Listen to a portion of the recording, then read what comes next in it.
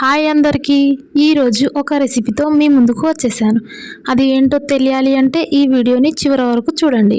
Video చేయడం వరకు బాగానే ఉంది, కానీ వాయిస్ ఇవ్వడం అప్లోడ్ చేయడం కష్టంగా ఉంది. ఎందుకంటే ఇది నా ఫస్ట్ వీడియో యూట్యూబ్ ఛానల్ కొత్తగా స్టార్ట్ చేశాను. నాకు ఎడిటింగ్ వాయిస్ ఇవ్వడం ఏం రాదు, కానీ ట్రై చేద్దామని చెప్పేసి ఈ వీడియోతో మీ వరకు వచ్చేస్తున్నాను. బట్ ఏమవుతుందో చూద్దాం. అయినా అసలు ఎవరైనా చూస్తారా మన వీడియోస్ని ఇలా కుకింగ్ వీడియోస్ పెడుతుంటే? సరే ఇక స్టార్ట్ చేద్దామా? ఫస్ట్ మనం ఎగ్స్ బాయిల్ చేసుకొని పక్కన పెట్టుకోవాలి. తర్వాత కుక్కర్లో కొంచెం ఆయిల్ పోసి ఆయిల్ హీట్ అయ్యాక మసాలా ఆనియన్స్ వేసి కలపాలి.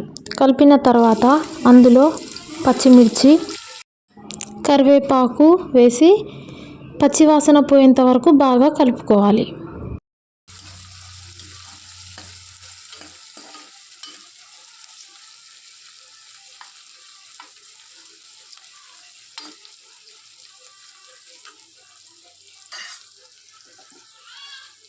పచ్చివాసన పోయిన తర్వాత కొంచెం పసుపు అల్లం పేస్ట్ వేసి మళ్ళీ ఒకసారి బాగా కలుపుకోవాలి.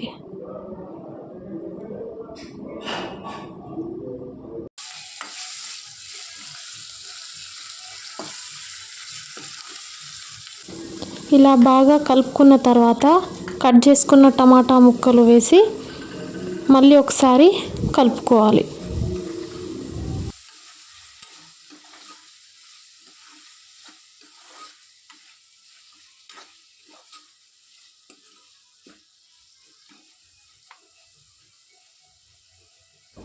టొమాటో ముక్కలు మగ్గాక కొంచెం కారం పొడి, ధనియాల పొడి, కరివేపాకు పొడి, కొంచెం గరం మసాలా,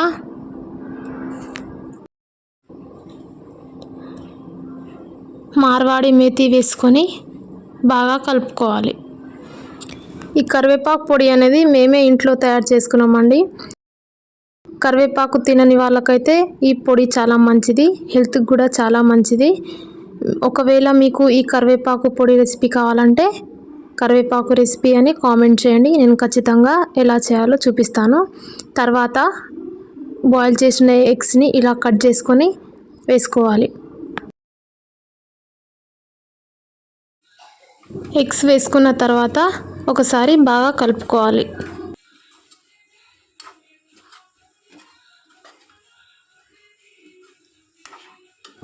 కలుపుకున్న తర్వాత 2 గ్లాస్ ఆఫ్ వాటర్ తీసుకోవాలి. అంటే 1 గ్లాస్ రైస్ బియ్యంకి 2 గ్లాస్ ఆఫ్ వాటర్.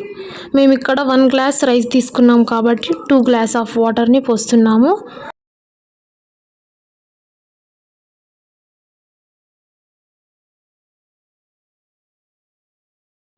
ఇలా వాటర్ పోసి కలిపాక మనకు రుచికి సరిపడా కొంచెం సాల్ట్ వేసుకోవాలి. సాల్ట్ వేసుకొని మనం హై ఫ్లేమ్లో వాటర్ని మరిగించుకోవాలి. వాటర్ ఇలా మరిగాక మనం బియ్యం వేసుకోవాలి.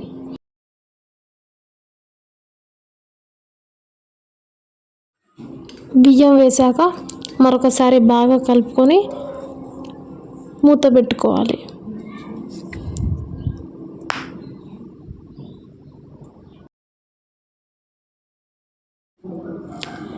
టూ విజిల్స్ వచ్చాక మనం స్టవ్ ఆఫ్ చేసేసేయాలి.